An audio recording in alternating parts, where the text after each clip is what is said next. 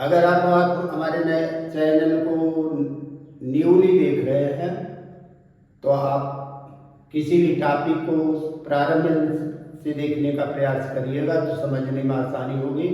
यद्यपि मैं concept 100% clear दे रहा हूँ, आपको समझने में रंच मात्र भी परेशानी नहीं होगी। तो आज डिस्ट्रीब्यूटिव न्यूमेरल एडजेक्टिव पर पहुँच रहे हैं, विभाग सूचक विशेषण। एक होता क्या भाई, which refer to each one of number, इस संख्या में प्रत्येक की बात करता है। There are 4 adjectives of this class, इस श्रेणी के 4 विशेषण है, each, every, either, neither. 2 boys have each a book, 2 बच्चे हैं, प्रत्येक के पास किताबें हैं, एक बच्चे के पास किताब है। Second one, every boy was punctually in his place, हर बच्चा अपने स्थान पर पंक्चुअल है, नियमित है। Either poem will do it, either poem will do it, 2 में से कोई भी कविता ये कार्य पूरा करेगी या दोनों पूरा करेंगे। You should take neither side, आप न तो उधर जाए न तो इधर जाए। तो चलिए ईच और एवरी, आइदर और नाइदर के प्रयोग की कुछ विशेष सावधानियों पर चर्चा करते हैं। There are some basic differences between each and every. इस बेसिक डिफरेंसेस को अगर आप समझ लेंगे तो एरर स्पॉट करने में आपको आसानी होगी और ईच और एवरी के यूजेज भी आसानी होगी। Each is used in speaking 2 or more than 2, मतलब 2 या 2 से अधिक की बात, पर्सन, थिंग्स, सिचुएशंस की बात होगी तो ईच का प्रयोग करेंगे। नेक्स्ट क्या है, ईच में इंडिविजुअल फॉर्मिंग ए ग्रुप, एक व्यक्ति, वस्तु या स्थिति बन करके एक ग्रुप बनता है, एक समुदाय बनता है। और उस ग्रुप की बात क्या होती है, ग्रुप इज लिमिटेड, वो ग्रुप छोटा होता है, एंड डेफिनेट और निश्चित होता है। ईच में देखिए इंडिविजुअल फॉर्मिंग ए ग्रुप, एक व्यक्ति, वस्तु या स्थिति मिल करके एक ग्रुप बना देते हैं। ये इंडिविजुअल की बात करता है ग्रुप में, और वह ग्रुप जो है लिमिटेड होता है, सीमित होता है, एंड डेफिनेट और निश्चित होता है। तो ग्रुप में इंडिविजुअल की, सेपरेटली इंडिविजुअल की बात करेगा तो ईच का प्रयोग होगा।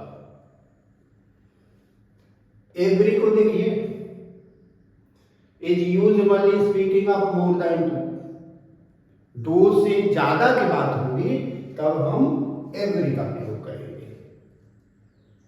और every is used for representing total group, ये पूरे ग्रुप की बात करता है एवरी। और ग्रुप इज अनलिमिटेड, बड़ा होता है, एंड इनडेफिनिट और अनिश्चित होता है। तो दोनों की बात क्या हुई, एक ग्रुप में इंडिविजुअल की बात करता है ईच, और एवरी टोटल ग्रुप की बात करता है। ईच में ग्रुप छोटा होता है और निश्चित होता है, और एवरी में ग्रुप बड़ा होता है और अनिश्चित होती है।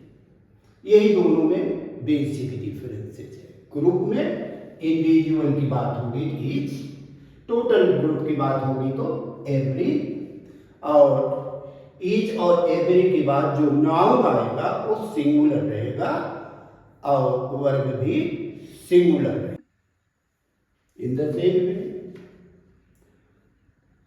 extra attention is required while using either and neither. either और neither का प्रयोग करते समय भी विशेष सावधानी बरतनी पड़ेगी। And its basic uses one should know. इनके प्रयोग को भी जानना चाहिए। देखिए, आइदर का अर्थ क्या है? वन ऑफ टू, दो में से कोई एक, या ईच ऑफ टू, दोनों। ये भाई ईच ऑफ टू कहां होगा? When the first part have natural relationship to the second part, जब पहले भाग का दूसरे भाग से नैसर्गिक संबंध होगा तो अर्थ होगा ईच ऑफ टू। मतलब फर्स्ट पार्ट सेकंड पार्ट का कॉम्प्लीमेंट्री होगा, पूरक होगा, तब ईच ऑफ टू आइदर का प्रयोग होगा। और पहला भाग दूसरे भाग का पूरक नहीं है, दोनों में नैसर्गिक संबंध नहीं है, तो आइदर का विकल्प होगा, सब्स्टिट्यूट होगा बोथ, तब आइदर का प्रयोग नहीं होगा।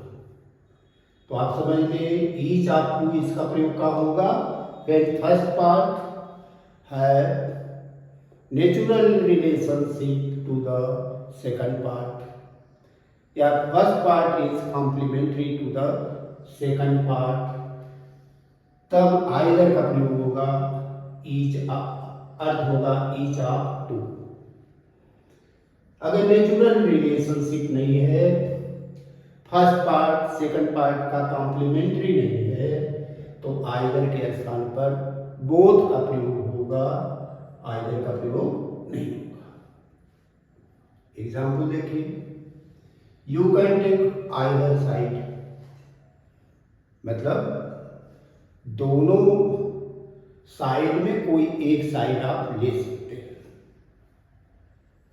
The river overflowed either side, नदी दोनों तट से होकर ओवरफ्लोड, उफान पर है। यहां पर आप देखिए, नदी के दोनों तट एक दूसरे के कॉम्प्लीमेंट्री है, नेचुरल रिलेशनशिप है, तो यहां पर आइदर का प्रयोग हुआ ईच ऑफ टू, और यहां पर आइदर का प्रयोग हुआ वन ऑफ टू। उसी तरह देखिए, नाइदर आइदर का निगेटिव है, इसका अर्थ होता है neither this side nor that side, neither this nor that, न तो यह न तो वह। और दूसरी ध्यान रखेंगे कि ये एडजेक्टिव तभी होगा जब ये नाउन को फॉर्मेट करेंगे। नाउन के अतिरिक्त अगर प्रीपोजिशन आ गया है या कुछ दूसरा शब्द आ गया है, तब आप समझ लेंगे कि ये एडजेक्टिव नहीं रह गया, ये किसी दूसरे पार्ट्स ऑफ स्पीच की बात हो रही है। तो एडजेक्टिव के लिए ये होगा ईच, एवरी, आइदर, नाइदर, इन सबके तत्काल बाद कोई नाउन आना चाहिए। अगर प्रीपोजिशन आ गया या कुछ दूसरा आ गया, तब आप समझ लेंगे कि अब ये एडजेक्टिव के अतिरिक्त किसी दूसरे पार्ट्स ऑफ स्पीच की इंट्रोगेटिव एडजेक्टिव, प्रश्नवाचक विशेषण, नाम ही बताया है, विशेषण है कि यूज्ड विथ नाउन, नाउन के साथ प्रयोग होगा। इंट्रोगेटिव है आस्किंग क्वेश्चन, प्रश्न पूछेगा। पहली बार बता रहे हैं कि यूज्ड विथ नाउन, नाउन के साथ प्रयोग होगा। अब भाई इंट्रोगेटिव है तो पुट समव्हाट क्वेश्चन, कोई प्रश्न पूछेगा। इंट्रोगेटिव एडजेक्टिव तीन है मूलतः, तो ध्यान रखिएगा, व्हाट, विच, हुज। पहले शब्द क्या होगी? यूज्ड विथ नाउन, नाउन के साथ इनका प्रयोग होगा।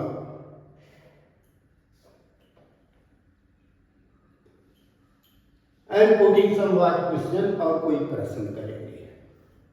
व्हाट बुक इज दिस, यह कौन सी पुस्तक है।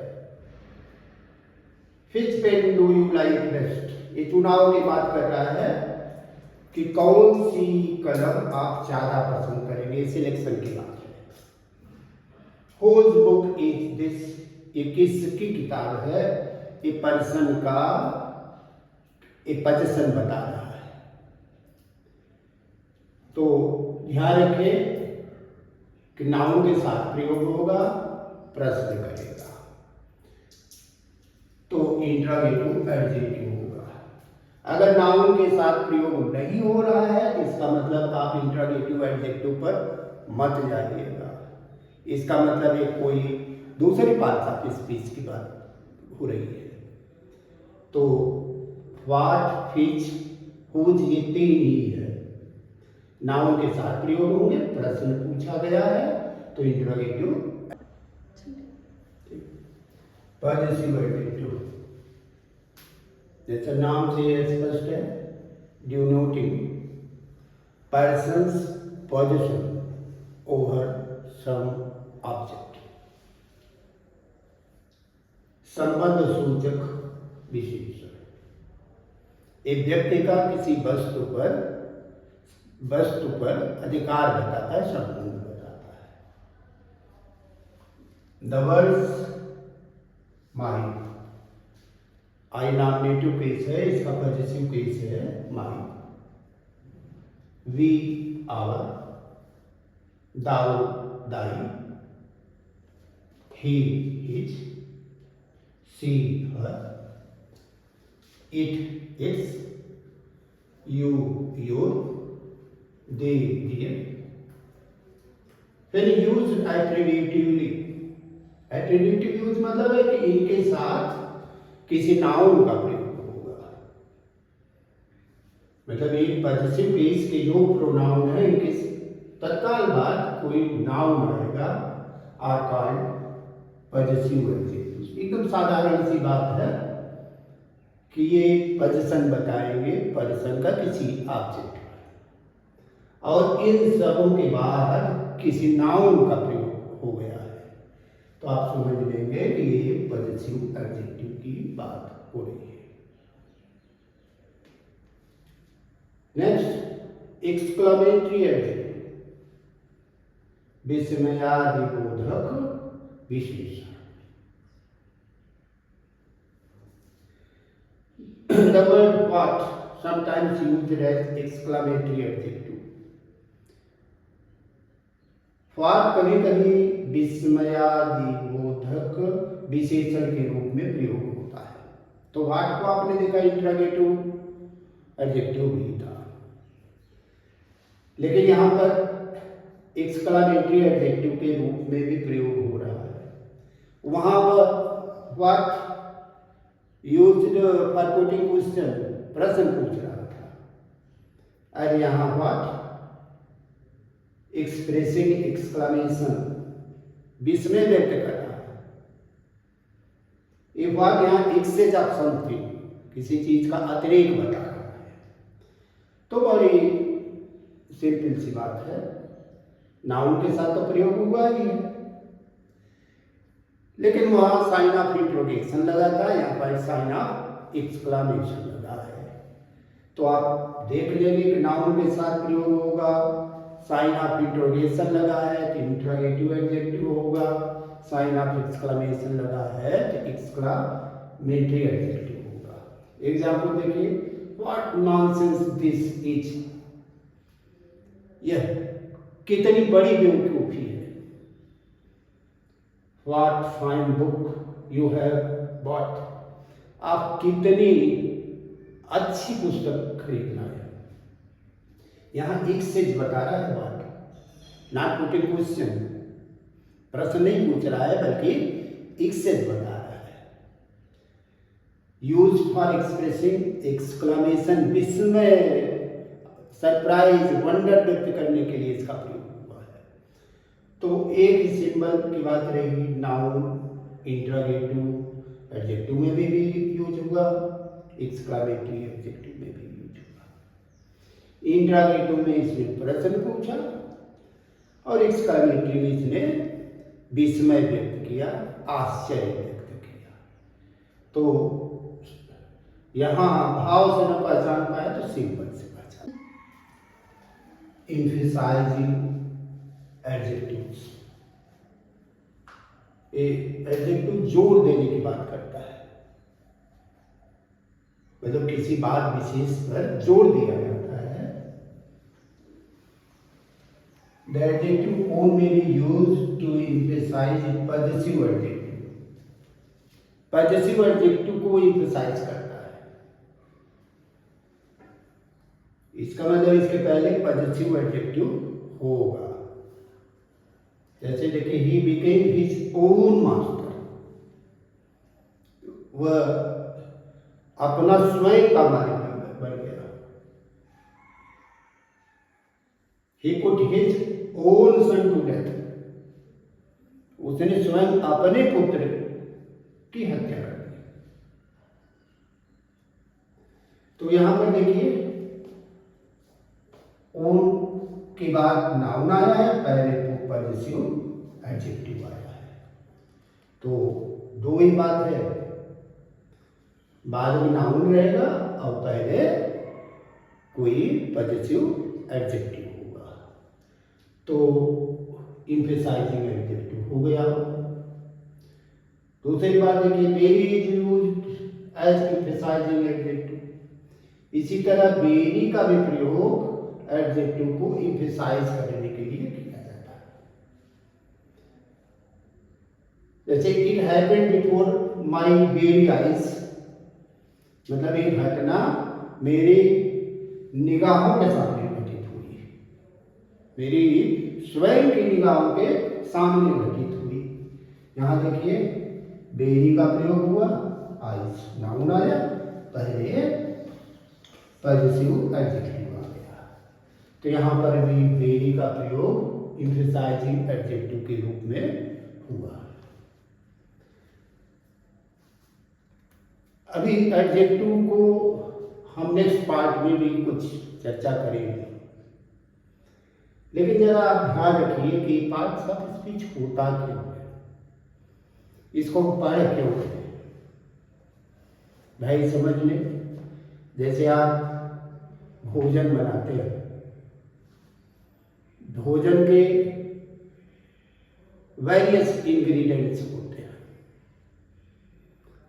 हर इंग्रेडिएंट्स को बैलेंस्ड आप जानेंगे तो आपका भोजन बड़ा स्वादिष्ट बनेगा और हर एक व्यक्ति उसकी प्रशंसा करेगा। उसी तरह में पार्ट्स ऑफ स्पीच है, स्पीच मतलब स्टेटमेंट के अंग। जब हर एक अंग को आप अच्छी तरह से समझेंगे और हर एक अंग को अच्छी तरह से यूज करेंगे और वाक्य में हर एक अंग को उसका प्रॉपर स्थान देंगे, तो वाक्य भी बड़ा रोचक बनेगा और उस वाक्य से एक म्यूजिक आएगी, एक अट्रैक्शन आएगा। तो पहली बात तो समझ लीजिए कि हम विंस वंस हार्ट, हम किसी के हृदय को जीत लेते हैं। कैसे भाई? Because of our communication skill, अपने संप्रेषण की दक्षता से। और अगर संप्रेषण आपके वाकई ही त्रुटिपूर्ण है तो आप बोलते रहिए, उसका कोई भाव तो होगा नहीं, निरर्थक वाक्य होगा। इसलिए भोजन जैसे आप बना रहे हैं उसमें कुछ इंग्रेडिएंट्स मत डालिए, तो आप कितने चाव से बनाए रखिए, खाने वाला कुछ खाएगा नहीं ना। भोजन तो वही स्वादिष्ट होगा जहाँ पर हर इंग्रेडिएंट्स बैलेंस से पड़े और हर एक इंग्रेडिएंट्स का अपना अपना महत्व है। पूरा भोजन बनाते लिए साल्ट मत डालिए, बेकार में। भोजन बना डालिए, शुगर मत डालिए तो चाय बेकार हो गई। तो भोजन में टेस्ट तभी आएगा जब उसके हर एक इंग्रेडिएंट्स बैलेंस रूप से डाले गए और प्रॉपर कुकिंग हुई हो। तो भाई ये पार्ट्स ऑफ स्पीच आप अच्छी तरह से आइडेंटिफाई करेंगे तो वाक्य बनाने में सुगमता होगी। और इस पार्ट से स्पीच के वाक्य में क्या स्थान हो रहे हैं हम उसको उचित प्लेस भी देने में समर्थ होंगे। तो इंग्लिश जो आप देखेंगे कि the language of place, language of place, तो भाषा को उसके स्थान पर देंगे तभी भाषा सही शुद्ध भी होगी और अच्छी।